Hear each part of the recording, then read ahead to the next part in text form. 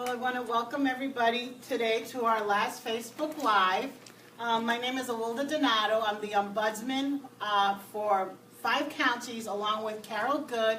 I cover Northumberland, Montour, Columbia, Union, and Snyder counties. Before we go on, the Activities Director and the other residents are going to introduce themselves, and then later on they'll talk a little bit about their involvement in a peer group. So I will start with.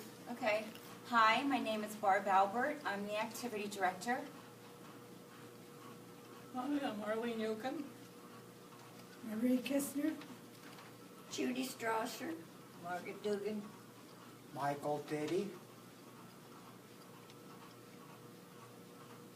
It's Bob back there. Walt Bastion. Deborah Luke. I guess I should have said we're at Maria Joseph Manor in Danville, Pennsylvania. Like I said, I'm the Ombudsman, and I cover these 5 counties, including this group here for Maria Joseph Manor. As an Ombudsman, I do work for North Penn Legal Services, and we are contracted by the 3 aging offices to be Ombudsman for the area. Last week we learned a little bit about Ombudsman, how it means citizen representative, and we are advocates for people in long-term care facilities. I've been doing this for a little over a year, and we also have 2 volunteers that help us in our advocacy for for our residents. Today we're talking about the peer groups. Peer means Pennsylvania Empowered Expert Resident. The peer program began in Cambria County. The residents in nursing homes felt strongly that they were the true experts on their lifelong term care in different facilities. The residents wanted to take more control of their lives, decisions, and finding the need to empower themselves to improve their quality of life. The residents wanted to be part of the decision-making process and to be listened to. The peer program begins with recruitment in all the facilities. Then there's a 5-week training session. The training sessions are followed by a graduation, which is an exciting day for the facility and especially for our residents. And when they graduate, I don't know if you noticed, but they get their shirts and they get their badges. And they also get, in front of their door, if you go to a facility, you will see that a peer lives in that room, and it comes right outside their door. So all residents in facilities know that if they have an issue with in their facility, they can go to a peer who has that in front of their door. Since its inception, there have been 3,000 residents trained and graduated, and there are 1,100 active peers. It is a number that's constantly growing. In our area right now, we will be graduating 7 new peers in Elmcroft in Selinsgrove, Pennsylvania. The peer program goal is to empower residents to advocate for themselves and their fellow peer residents to work inside DOM homes, independent and assisted living facilities, skilled nursing homes, and older adult living centers alongside facility staff. I've been working with this group of peers at Maria Joseph Personal Care Home for about a year now, which is how long I have been an ombudsman, a little over a year. Meeting with this group has been the addendum to my training as an ombudsman.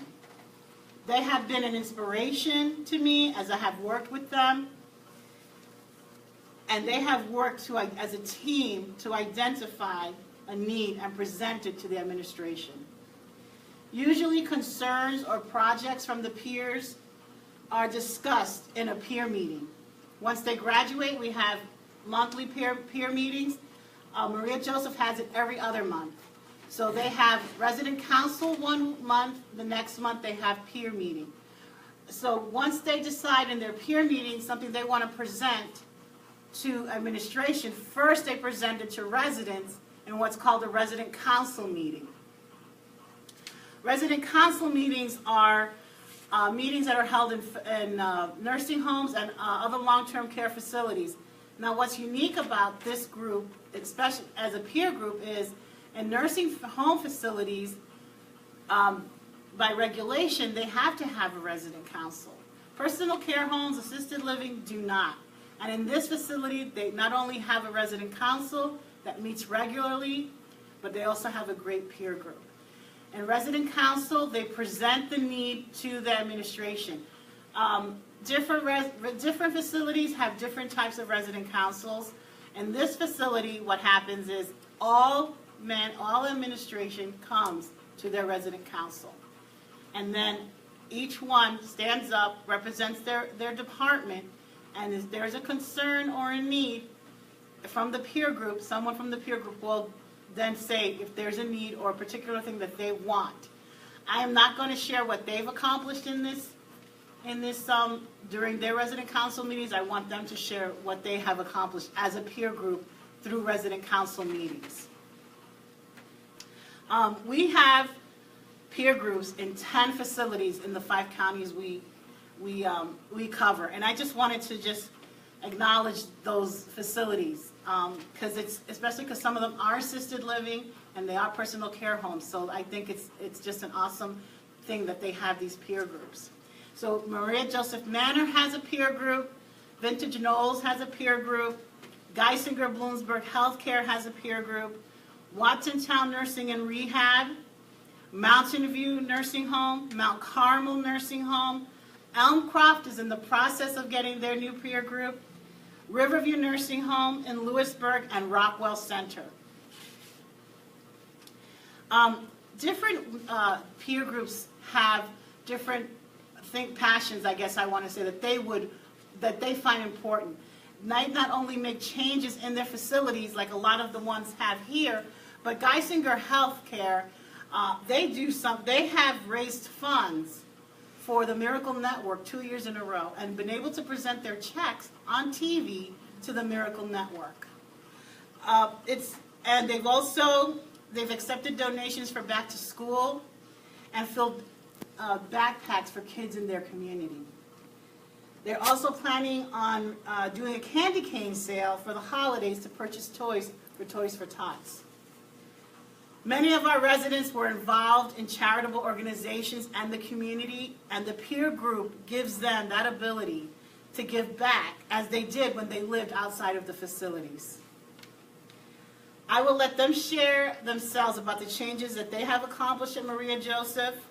I want to thank the Maria Joseph Manor for allowing us to be here today, and the great activities director here.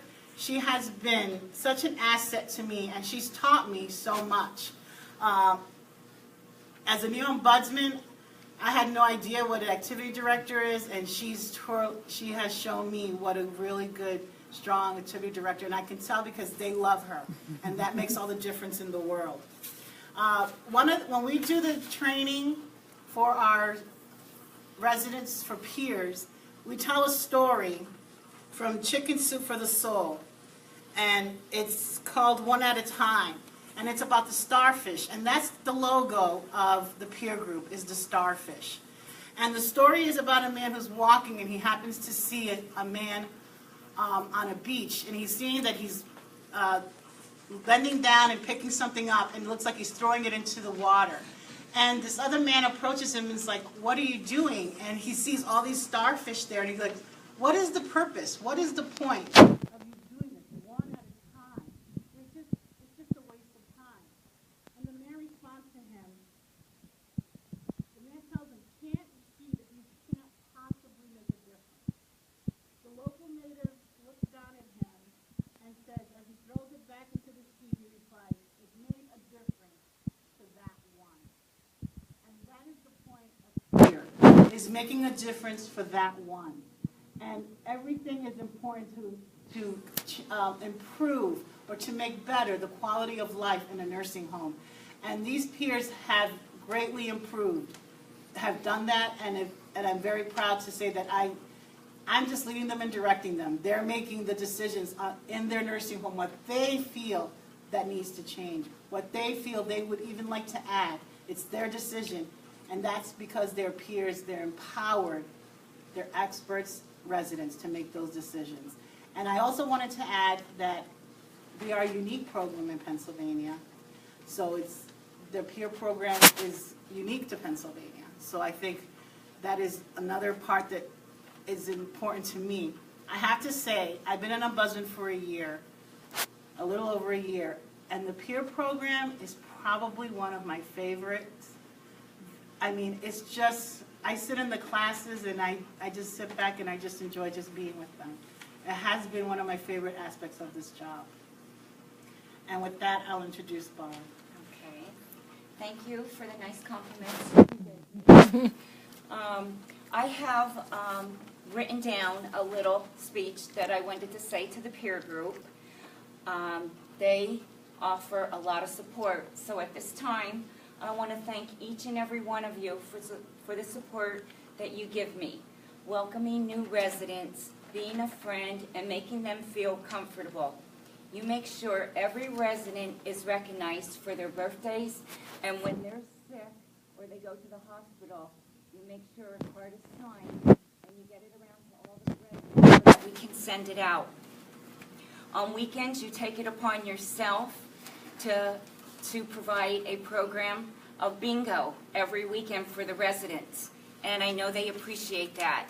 You go beyond what is normally expected. You are an amazing group, and I would thank you from the bottom of my heart, but for you, my heart has no bottom, so I would just like to end with this poem. Thank you for your friendship, true, for being there, for being you, for your heart so good and kind, a truer peer I could ever find. Thank you.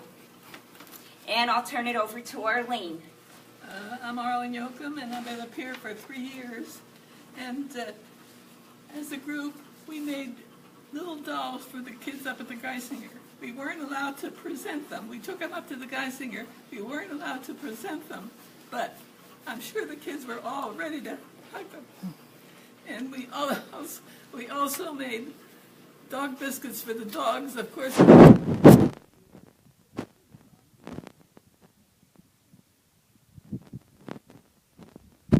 I'm Marie Kistner. When I came here 4 years ago, I had no idea what a peer was. So I got into the first class that we had, and it was presented beautifully, and I met 4 new friends by joining the class, and I've been active with it ever since. And I'm amazed that we can make much progress in getting things in for all the residents to enjoy and to find out things for them about voting and the change in the Pennsylvania driver's license photos and how we can get an ID after we no longer drive, and just so many amazing things that we have been able to accomplish. And I'm very happy working with all of the people. I've enjoyed it very much. I'm Judy, and I'm a peer, which I enjoy very much. I started bingo on Saturday and Sunday because we didn't have anything to do. That's our activities lady off time, and Arlene helps me. The other thing we got done was the blinds. We needed the blinds fixed for some of our ladies who have bad eyesight.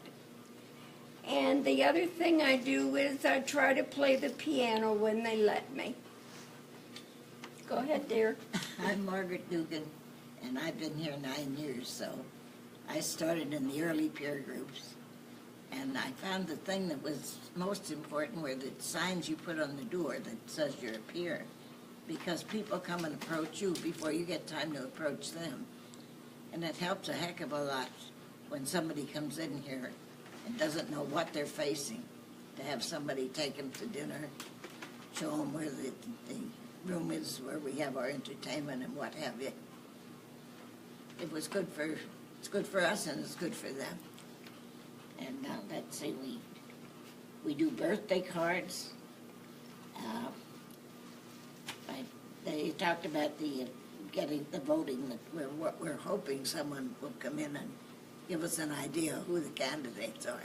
We haven't succeeded in that yet. And that's about it. Before we go on to Michael, I just wanted to have you guys explain a little bit more about what do you do when a new person comes into the facility? They have a welcome program. So can one of you explain that to the? What I like to do is to take a bag of little toiletries and pencils and stamps and things that are things you may not have remembered, and show them where they can get stamps, where to put their mail, where to pick up their mail. I feel it important to take them to the dining room the first few times. It is very confusing having a ground floor and a first floor. Some of them like to have the information on the church services. I can't think of all the things that you can, just in yourself thinking about it.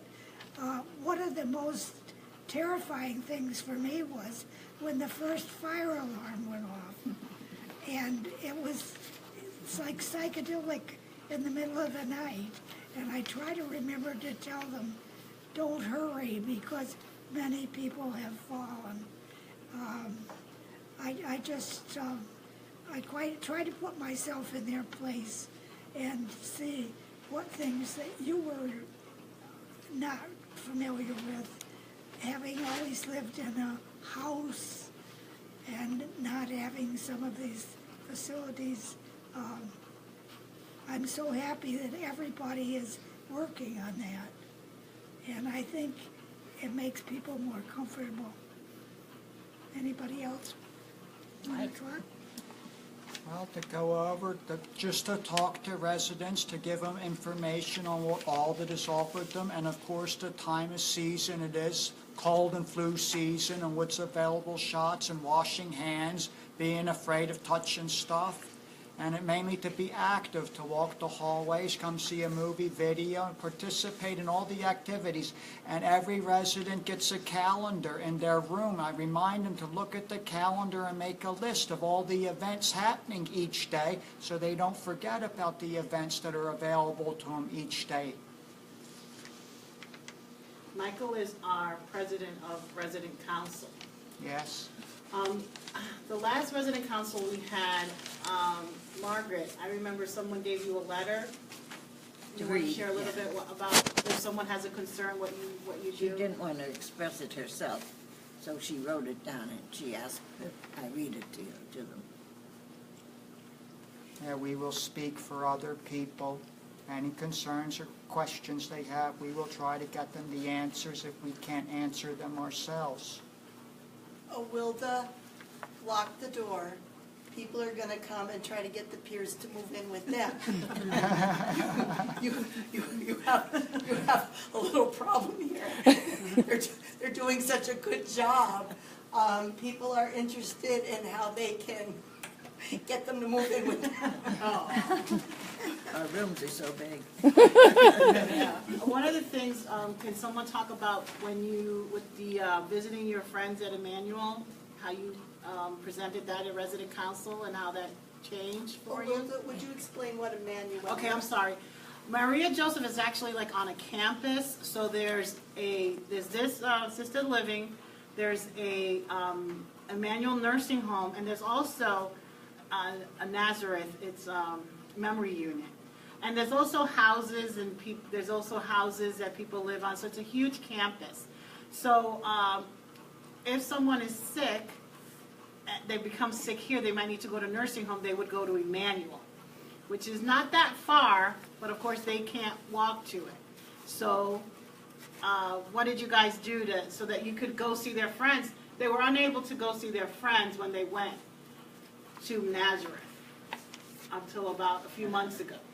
We pushed hard enough for transportation there and finally succeeded in their saying they would take us over anytime we requested it. So they were able to go to other things on the campus, but they couldn't go see their friends.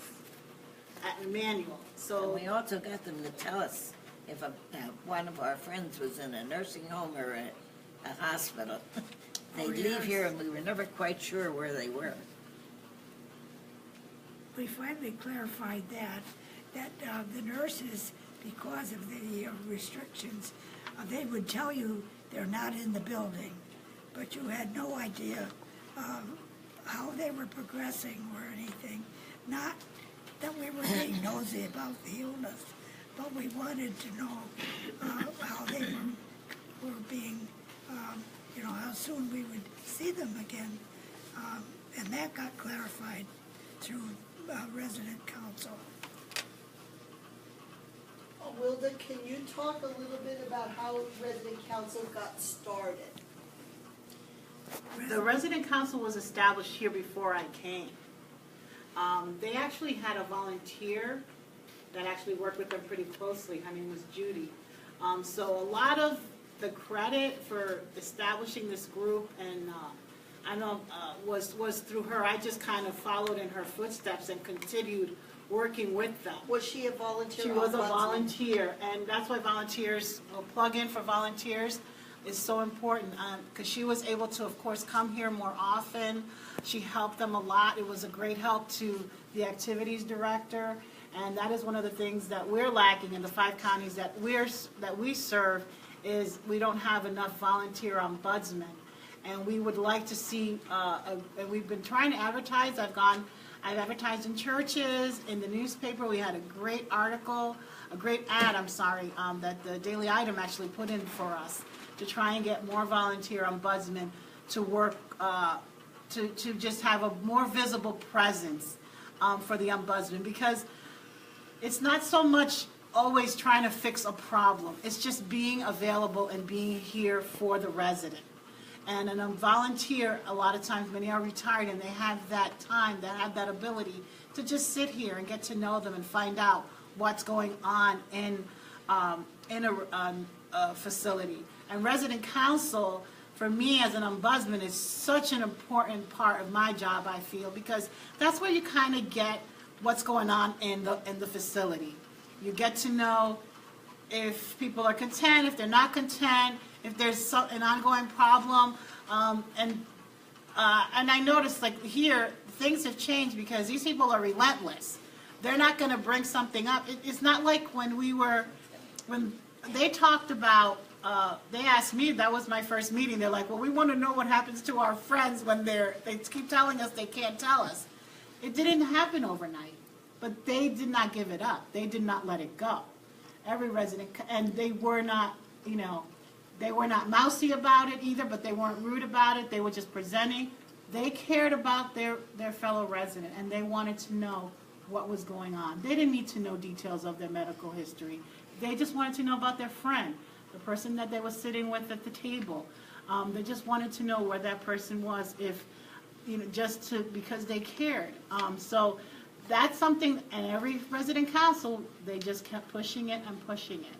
And then until the facility actually changed their policy for letting them know. Congratulations. Good job. Question for Mike. Mike, I'm over here, Mike. How often does your resident council meet? Once a month, What's every other month. Once every other month. And Yes. you were going around to the residents and reminding them about the activities on the calendar? Yes, I do that. I look at the calendar in my room and give them the updates and go to each room, talk to them individually, remind them. Does that help bring people to your resident council meeting? Yes, I believe it does. To pay attention, to remind them, it really helps out tremendously. Wonderful. Okay, that was one of the questions, and I'm getting a lot of comments, very nice comments. Hello from Washington, the National Consumer Voice for Quality Long-Term Care says, congratulations to this group of peers. Sounds like you've been a part of a lot of wonderful projects within your home and within your community. Hello from Lackawanna County. And Emmanuel Center has tuned in and they say hello.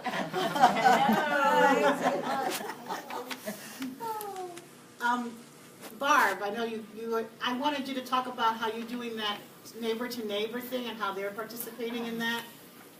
Okay. You can explain that. Sure. I'm always looking for new activities.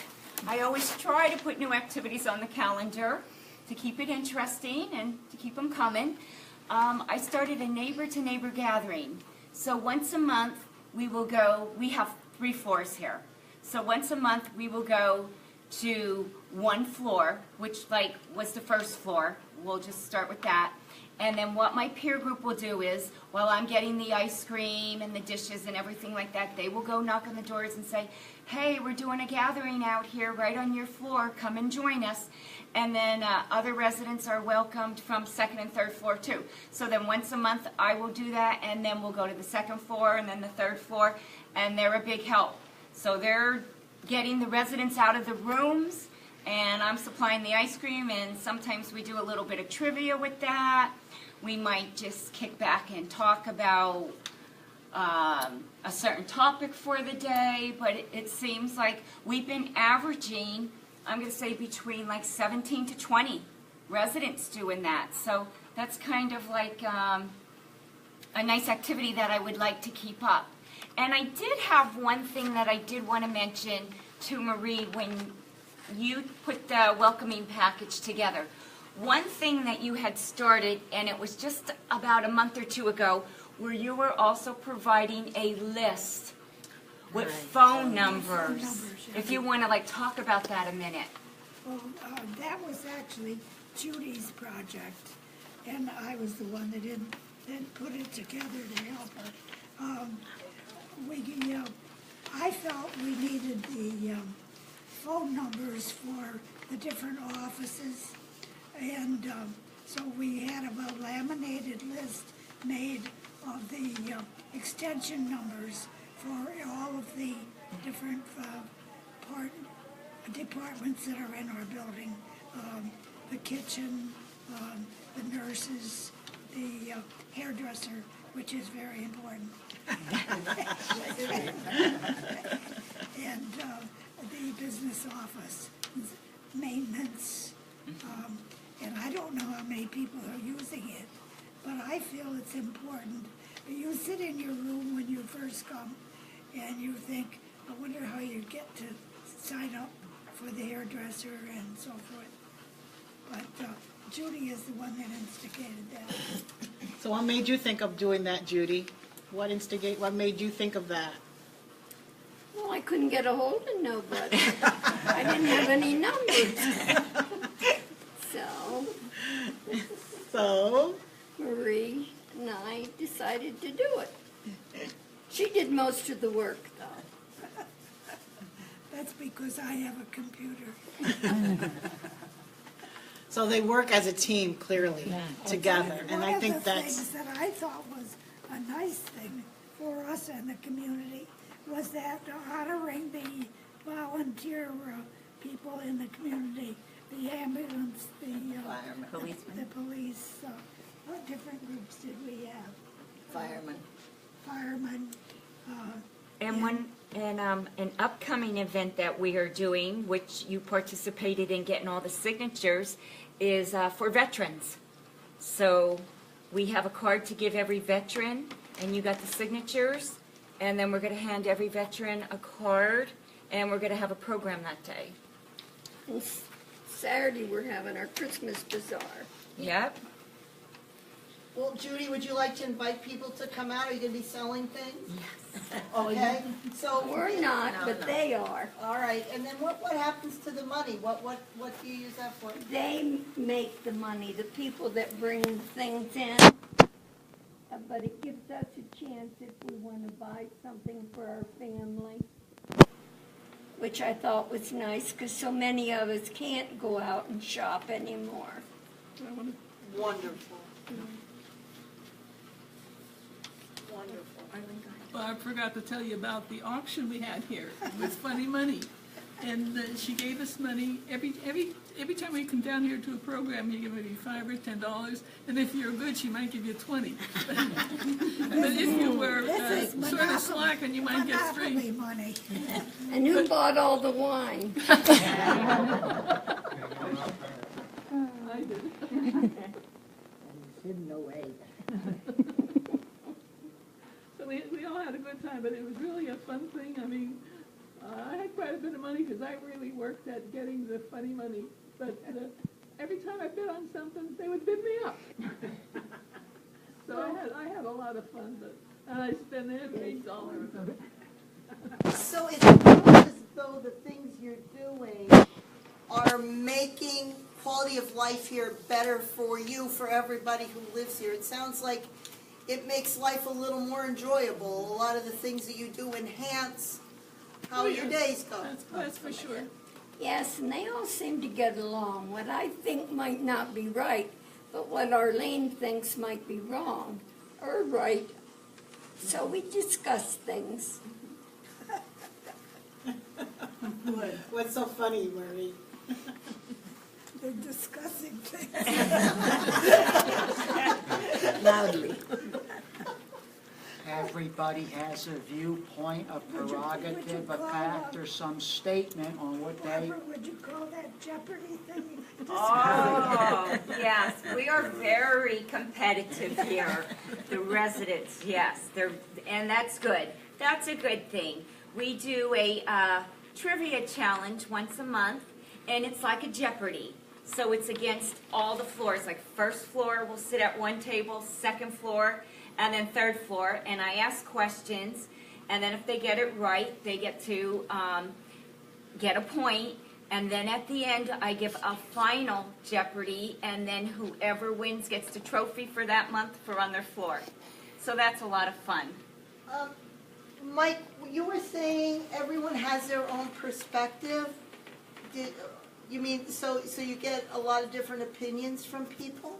Yes, everybody has a little variation in an opinion on everything from how hot they want their coffee or tea to what time it is, what time they want to go to bed, wake up, or where they want to go to a local place for an event, a park, a township park, county park, state park, travel. The Bloomsburg Fair is a big event for us each summer. I would think, yeah. And most of us want to go. Those who we try to talk to people to get them to come along with us.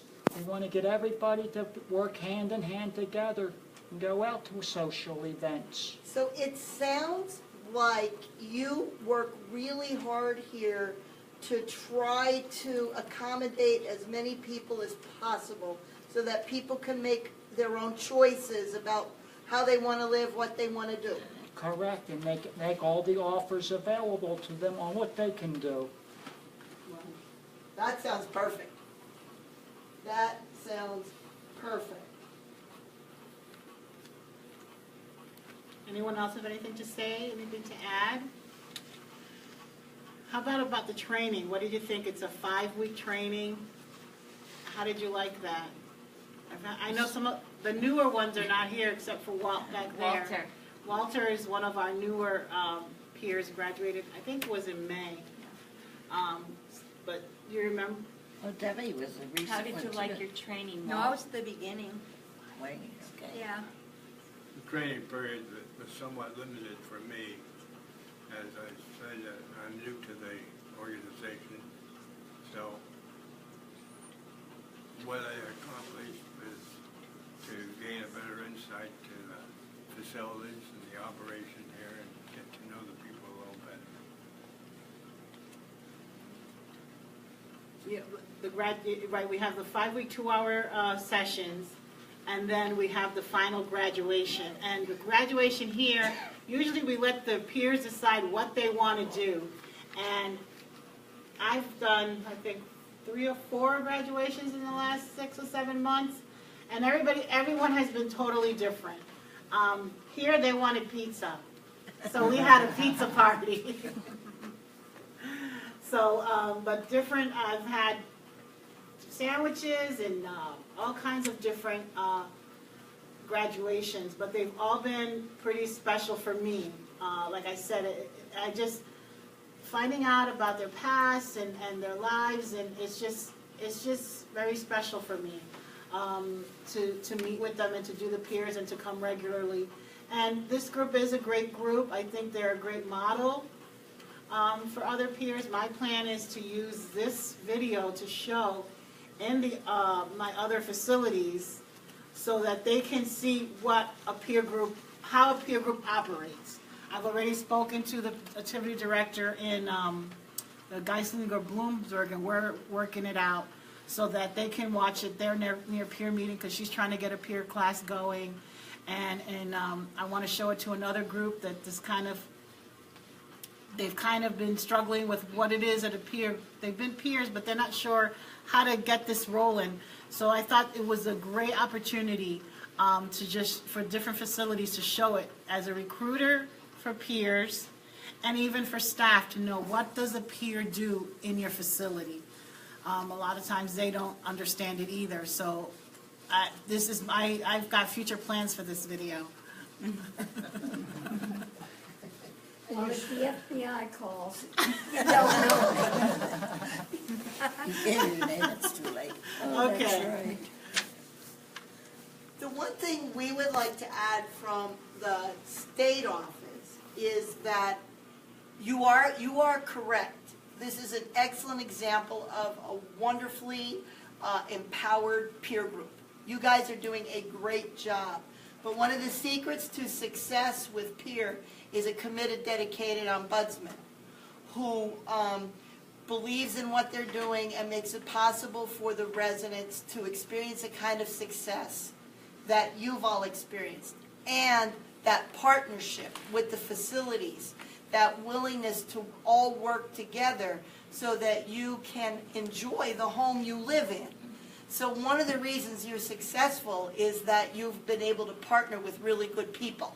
And we're so pleased that this is working, and we're grateful for everything that everybody's doing to make this such a wonderful system here at Maria Joseph Manor. You guys have a lot to be proud of, and people can learn a lot from what you're doing. We have quite a diverse group. I mean, many different types of backgrounds, which I think is. And I think our president helps a lot because he does everything for everybody. Yeah. Yes, he's a wonderful president and a good, He never Good says no, person. he just does it. right. Well, good for you, Mike. Yay for Michael. That can be a lot of work, being president. A famous sentence that's been used in poems, writing, sayings, and songs, like "we are family." You know, gotta help one another to make a place better world, and that's what we do. We work together. But Mike helps everybody, everybody, Yes. everybody. We let Michael do it. And he does it. One of the things that Margaret said at one of our meetings was that Michael was their legs, He is that, yes. and I thought that was perfect. There used to be a cartoon that was the kids always let Mikey do it, so the little boy. His mother named him well. I remember that. Give it to Mikey. If he eats it, it's good. Cereal. You do not have any questions, but you are getting good comments. People are, you have 233 people checking you out right now, and you're doing great. You're doing great. Is there anything else you would like to say before we start wrapping things up? Thank Well, you we also for all have your to be interest. thankful for Barbie because she leaves Yes, us that's our a strange goal. sometime, but She can never retire, ever. we're always afraid she's gonna get another job.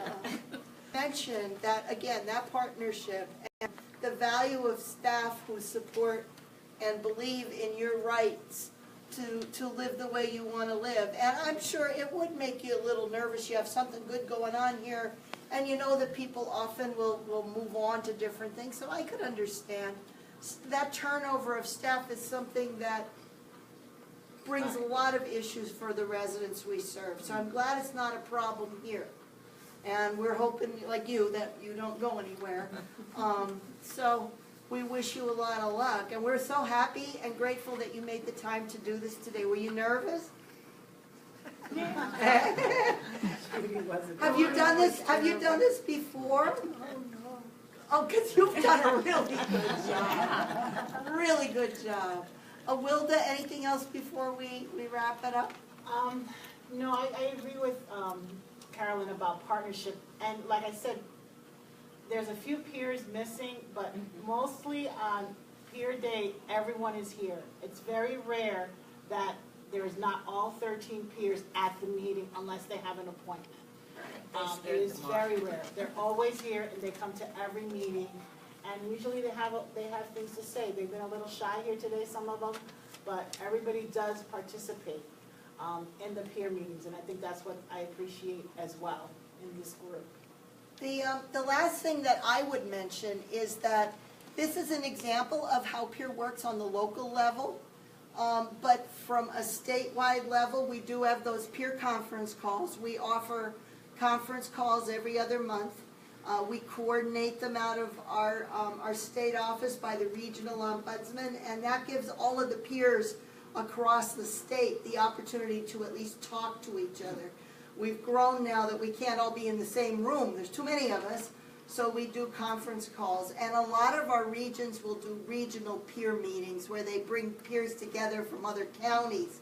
So we are always looking for ways to connect peers with each other so that they can learn from each other and they can support each other. So peer is a wonderful thing, and if anybody does need more information, you can leave a message on our page or contact our state ombudsman office. And embarrassingly, I do not remember our state office phone number. Do either of you remember it? No. No, but we'll post it on our page, and you can find it there, and you can always connect with us. We'd be happy to give you information. So do you guys want to say goodbye from Maria Joseph Manor? Goodbye. Bye. Thank you. Thank you.